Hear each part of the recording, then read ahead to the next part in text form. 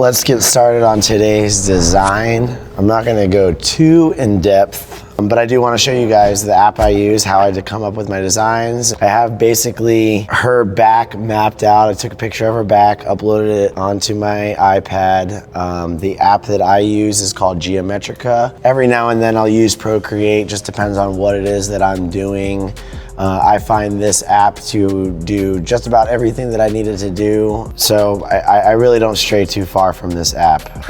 It's got a lot of really awesome tools that you can use on it for symmetry. The one that I am using right now is going to be splitting the page down the middle, and it's going to mirror everything from one side to the other side so that it's perfectly symmetrical, and that is how I come up with most of my designs. Now there is a spot on here for a mandala, so if you wanted to do a mandala, you can go to your mandala tool, hit that, and now where it says rotations, you can add as many rotations as you want, and that'll give you a really cool effect. But for today, we're not going to be using the mandala tool because we're not doing a mandala. We are doing a bloom inspired tattoo, which is a lot of dots and shapes and patterns. This is the mapping out that I did. It's really simple. And now I'm just going to go back through. I'm going to create another layer so I can go on top of my red sketch. I'm gonna go to my pen tool. I'll probably put the thickness at 15, just so I have a nice thick line and I can see what I'm doing pretty easily. Now that I'm on the new layer, I'm just gonna go with this shape. Kind of flows nicely with her back. You can adjust the streamline and smooth stroking to have a nice smooth line. I just get it done the best way that I know.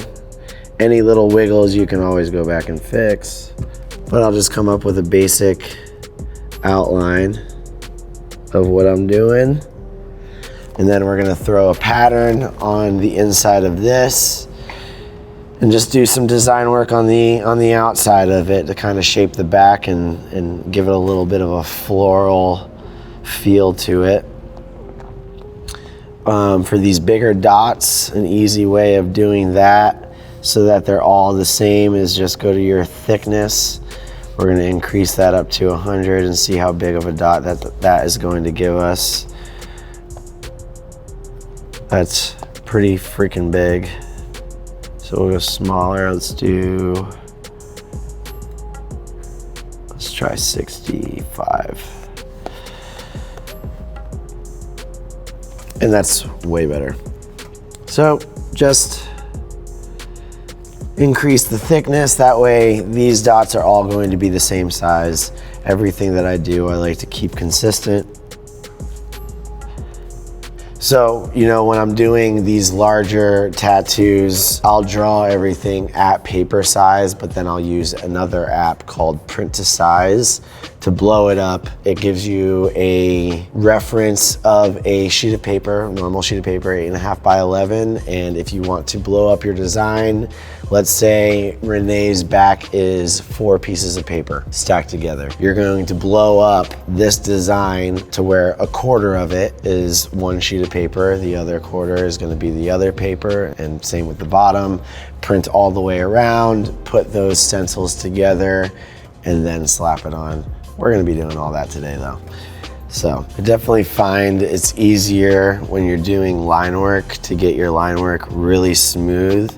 If you blow up your image on your iPad bigger, you're gonna get a cleaner line every time. You notice you get a lot of wobbles when you're not completely zoomed into your design. It just gives you a lot more room to make those wiggles when you're not super close to it. So I'll zoom in, I'll get that line basically as big as I can on my iPad. The downside to using an iPad is you're gonna have that resistance on the screen. It will kind of mess you up. There's I know they sell a paper film for over top. I just have yet to get one. All right, so now that that has a good shape to it, everything's nice and smooth as far as line work goes. So now all I have to do is a little bit of a design here, which is just gonna be more dots, and then this leaf shape here. I like to have everything super, super clean. I want everything to have even spaces. So my space between this shape right here and this leaf right here, this space is going to be even all the way through. Getting it right the first time on your design is gonna make the world's difference when you start to tattoo, because then you don't have to use your head to like say, oh, well, I need to make this a little bit further out than this side, you know? Everything's just right there laid out for you and there's no confusion. You're gonna get a good tattoo every time. When I first downloaded Geometrica, I had no idea how to use it. There's a few tutorials online, but they don't really show you too much. Before Geometrica, I was using Amasiograph, which is still a really good program that you can use if you don't want to spend the money on Geometrica.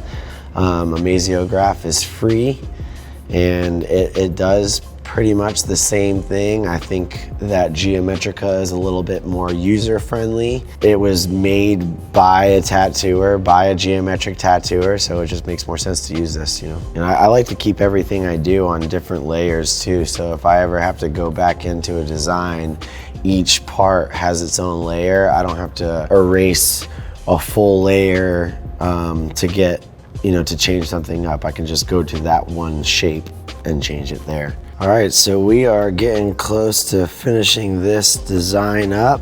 Got the pattern in the center of this, got the floral down there, just adding a few more dots. If you guys are interested in learning more, want me to break down what I do a little more in depth for you, stay tuned for my seminar. I'm gonna be doing a Zoom seminar online where I'm gonna go through how I do my designs and how I get each pattern and just different parts of this app and how to use it better.